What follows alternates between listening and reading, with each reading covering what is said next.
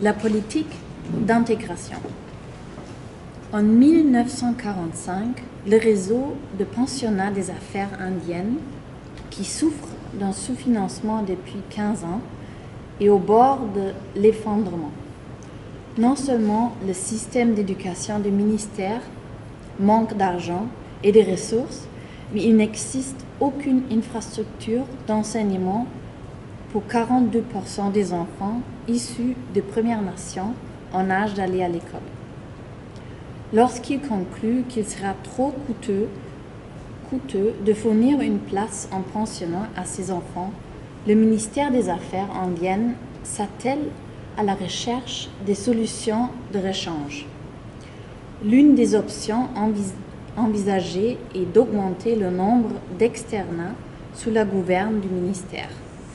C'est ainsi qu'entre 1945 jusqu'à 1946 et 1954 jusqu'à 1955, le nombre d'élèves issus de Premières Nations inscrits dans ces externats passe de 9532 à 17 947. En 1949, le comité spécial mixte du Sénat et de la Chambre des communautés chargé d'examiner la loi sur les Indiens recommande que, début de la citation, lorsque la chose est possible, les élèves indiens reçoivent leur instruction en contact avec d'autres enfants. Fin de citation. En 1951, la loi sur les Indiens est modifiée pour permettre au gouvernement fédéral de conclure des ententes avec les gouvernements provinciaux et les conseils scolaires, de sorte que les élèves issus de Premières Nations puissent fréquenter les écoles publiques. En 1960, un plus grand nombre d'élèves fréquentent les écoles dites non indiennes.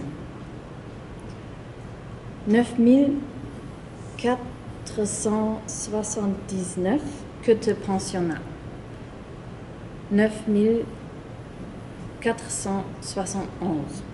Le passage des élèves issus de Premières Nations dans les écoles du réseau public s'inscrit dans ce que les autorités appellent l'intégration.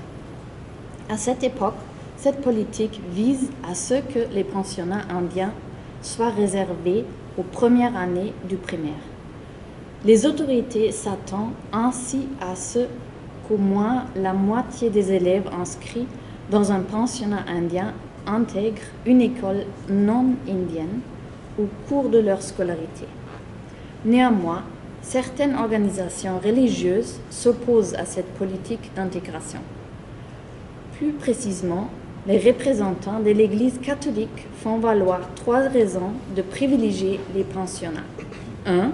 Le corps enseignant du réseau public n'est pas outillé pour gérer des élèves autochtones. 2. Les élèves qui fréquentent les écoles publiques font parfois preuve d'une attitude raciste envers les élèves autochtones. 3.